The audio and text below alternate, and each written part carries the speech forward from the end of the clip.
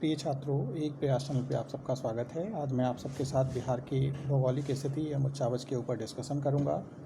तो सबसे पहले आइए शुरू करते हैं बिहार के मैप के साथ में और जानते हैं बिहार के बारे में। तो बिहार गंगा के मध्य मैदानी भागों में स्थित पूर्वी भारत का एक राज्य है, जिसमें कुल जिलों की संख्या 38 है।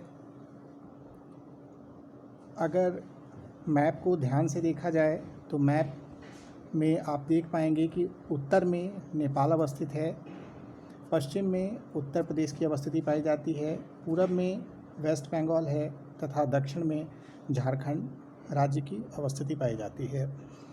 नेपाल की बात करें तो नेपाल के साथ जो सीमाएं टच करता है, पश्चिमी चंपारण, पूर्वी चंपारण, सीतामढ़ी, मधुबनी, सुपौल, अररिया तथा किशनगंज, ये 7 डिस्ट्रिक्ट्स ऐसे हैं जो नेपाल के साथ सीमा साझा करते हैं। मतलब इन डिस्ट्रिक्ट्स के साथ अंतर्राष्ट्रीय सीमा जुड़ी हुई है। किशनगंज एक ऐसा डिस्ट्रिक्ट है जिसके साथ वेस्ट बंगाल, अगर दक्षिण की तरफ देखा जाए और पूरब की तरफ, तो वेस्ट बंगाल की सीमाएं जुड़ती हैं और उत्तर की तरफ नेपाल की सीमा जुड़ती है। मीन्स किशनगंज एक ऐसा डिस्ट्रिक्ट है बिहार का जिसके साथ राष्ट्रीय व अंतर्राष्ट्रीय दोनों प्रकार की सीमाएं जुड़ती है। यह क्वेश्चन बीपीएससी में एक बार पूछा जा चुका है। यह भी क्वेश्चन पूछा जा चुका है, बिहार का सबसे उत्तरी जिला कौन सा है, तो पश्चिमी चंपारण है। फिर अगर बात की जाए उत्तर प्रदेश के साथ कितनी सीमाएं लगती हैं पश्चिमी साइड में, तो पश्चिमी चंपारण, गोपालगंज, सिवान, सारण, भोजपुर, बक्सर, कैमूर तथा रोहतास। यहाँ नीचे में रोहतास के साथ भी सीमा लगती है उत्तर प्रदेश की। तो कुल 8 जिलों की सीमाएं उत्तर प्रदेश के साथ लगती है। नेपाल के साथ हमने देखा था 7 जिलों की सीमाएं लग रही थी। वेस्ट बंगाल की बात अब करते हैं सबसे पूर्वी सेक्शन में। तो सबसे पूर्वी सेक्शन में किशनगंज एक, दूसरा पूर्णिया और तीसरा कटिहार, ये 3 जिलों की सीमाएं वेस्ट बंगाल के साथ लगती है। तो वेस्ट बंगाल के साथ टोटल जिलों की जो सीमाएं हैं बिहार की, वो 3 हो गए। फिर आता है झारखंड सबसे दक्षिणी सेक्शन में। तो झारखंड की सीमाएं कितने जिलों के साथ बिहार के लगती है, तो एक रोहतास, दूसरा औरंगाबाद, तीसरा गया, चौथा नवादा, पांचवा जमुई, छठा बांका, सातवां भागलपुर और 8वां कटिहार। तो कई किताबों में 7 ज़िले भी लिखे होते हैं, लेकिन आप मैप में ध्यान से देखेंगे तो आपको 8 ज़िले दिखाई देंगे जो झारखंड के साथ बॉर्डरिंग करते हैं। इसका मतलब अगर आप बॉर्डर के सारे ज़िलों को अगर आप 1 बाय 1 काउंटिंग स्टार्ट करेंगे, पश्चिमी चंपारण से स्टार्ट करके पश्चिमी चंपारण, मोतिहारी, सीतामढ़ी, मधुबनी, सुपौल, इस तरह से आप करके 7 नंबर पे आएंगे। और फिर इधर से पूर्णिया 8, कटिहार 9, भागलपुर 10, बांका 11, जमुई 12, नवादा 13, गया 14, औरंगाबाद 15, रोहतास 16, कैमूर 17, बक्सर 18, भोजपुर 19, छपरा और सारण 20, सिवान 21 एंड गोपालगंज 22। तो अगर आप देखेंगे तो जो बॉर्डरिंग एरियाज़ हैं, बॉर्डरिंग एरियाज़ के साथ मतलब जहाँ बिहार के वैसे ज़िले जो किसी राज्य या किसी अन्य देश के साथ राष्ट्रीय अंतर्राष्ट्रीय सीमाएं बनाते हैं, वैसे ज़िलों की संख्या 22 है। तो इसका मतलब यह है कि जो 16 ज़िले हैं, कुल ज़िले जो हैं बिहार में, उसकी संख्या 38 है। इसका मतलब 38 और 22 जो हैं आपके बॉर्डरिंग है। इसका मतलब without any border 16 districts are available in Bihar. तो 16 डिस्ट्रिक्ट वो कौन से होंगे, तो आप ये बीच वाले डिस्ट्रिक्ट्स देख सकते हैं और आप आसानी से याद भी कर सकते हैं। फिर इसमें से एक महत्वपूर्ण क्वेश्चन निकल के आया था, पटना के बारे में लगातार 2 बार से क्वेश्चन पूछा गया कि सबसे लंबी नदी गंगा नदी किस ज़िले से बहती है। तो इस तरह से गंगा जो है उद्गम होता है और आता है निकलता है, तो पटना में सबसे लंबा बहता है। फिर एक बार ये पूछा गया था कि जो पटना है वो बेसिकली जो पटना की स्थिति है वो कितने ज़िलों के साथ, बिहार के कितने ज़िलों से ये टच करता है। तो आप ऊपर से देखेंगे सारण से, तो सारण 1, फिर आरा 2, अरवल 3, जहानाबाद 4, नालंदा 5वां, फिर लखीसराय 6, बेगूसराय 7वां, समस्तीपुर 8वां, वैशाली 9वां। तो ये 9 डिस्ट्रिक्ट्स जो हैं पटना के साथ अपनी सीमाएं साझा करते हैं। तो आप ये क्वेश्चन भी एक बार पूछा जा चुका है। इसके अलावा अगर आप देखेंगे तो जो डिस्ट्रिक्ट्स बचते हैं उसमें शिवहर है, मुजफ्फरपुर है, दरभंगा है, सहरसा है, मधेपुरा है, खगड़िया है, मुंगेर है, लखीसराय है और शेखपुरा है। शेखपुरा की बात करेंगे तो ये बिहार का सबसे छोटा ज़िला जो है शेखपुरा है, और सबसे बड़ा ज़िला जो है आपका बाई एरिया की बात की जाए तो पश्चिमी चंपारण सबसे ज़्यादा क्षेत्रफल वाला ज़िला है। सबसे पूर्वी ज़िला की बात की जाए तो किशनगंज हो गया। सबसे पश्चिमी ज़िला की बात करें तो कैमूर हो गया। सबसे उत्तरी ज़िला की बात करें तो पश्चिमी चंपारण हो जाएगा, और सबसे दक्षिणी ज़िला की बात करेंगे तो ये दोनों ज़िलों का नाम आता है, गया और जमुई। ऑप्शन देख करके आप ध्यान से देखेंगे, अगर गया दोनों दिया हो तो गया पे टिक करें, अगर बाकी अब आपके ऊपर है। गया और जमुई लगभग दोनों के पोजीशंस जो हैं एक जैसे ही दिखते हैं, इसलिए बुक्स में भी दोनों के नाम लिखे होते हैं कि बिहार के सबसे दक्षिणी ज़िलों में गया और जमुई अवस्थित है। तो वर्तमान स्वरूप जो है अभी बिहार का, वह 15 नवंबर 2000 को झारखंड से अलग होने के बाद आया। आकृति के आकार पे देखा जाए तो बिहार की आकृति आयताकार है, जो कि आप यहाँ डायग्राम में भी देख सकते हैं कि बिहार एक लगभग क्वाड्रिलेटरल के फॉर्म में दिखाई दे रहा होगा।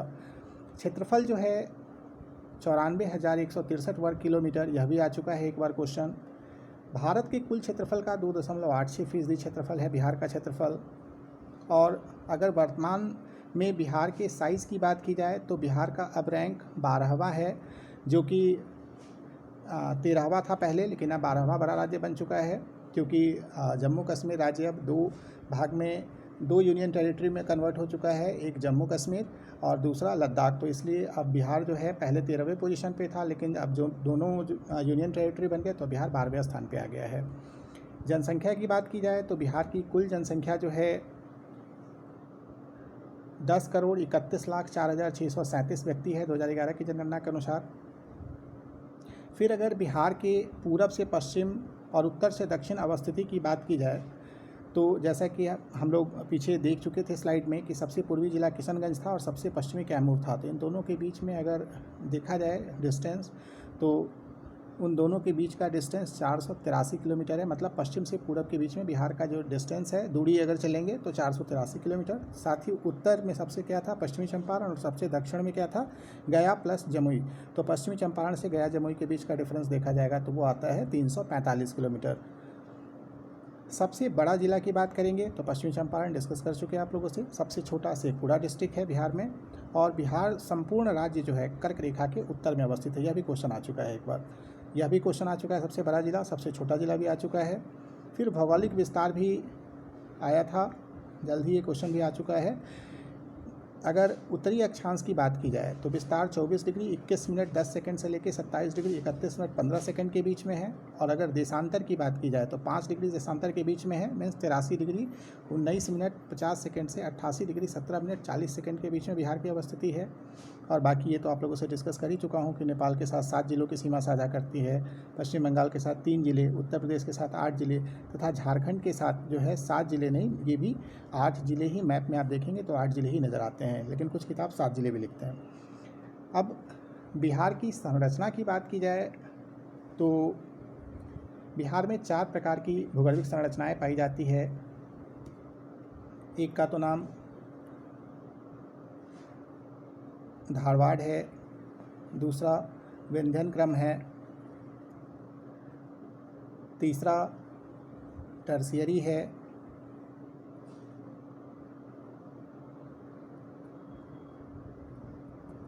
और चौथा क्रम जो है वह क्वार्टरनरी चट्टानें हैं। क्वार्टरनरी चट्टानें, तो ये 4 प्रकार के चट्टान पाए जाते हैं बिहार में।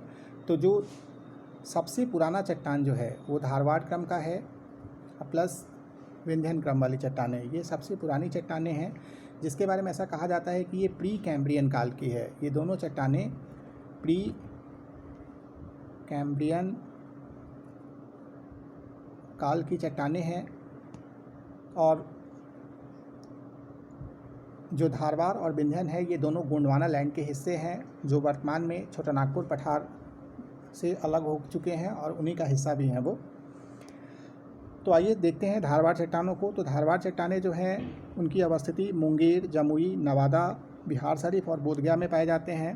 तो जैसा कि आप मैप में देख पा रहे होंगे, मुंगेर, जमुई, नवादा और ये बोधगया, ये वाला जो सेक्शन है, इस वाले सेक्शन में धारवाड़ क्रम की चट्टानें पाई जाती हैं। बिहार की ये जो डिस्ट्रिक्ट्स हैं ये झारखंड के साथ बॉर्डर भी लगाते हैं, और इन ज़िलों में ही अभ्रक पाया जाता है बिहार में। तो यहाँ लिखा है अभ्रक के निक्षेप भी यहाँ पाए जाते हैं। फिर विंध्यन क्रम की बात करेंगे तो विंध्यन क्रम जो है वो बिहार के 2 जिले रोहतास और कैमूर, ये दोनों विंध्यन क्रम में आते हैं। विंध्यन क्रम की चट्टानें यहाँ पाई जाती है, तो विंध्यन क्रम रोहतास और कैमूर में। फिर टर्सियरी की बात की जाए तो टर्सियरी वैसे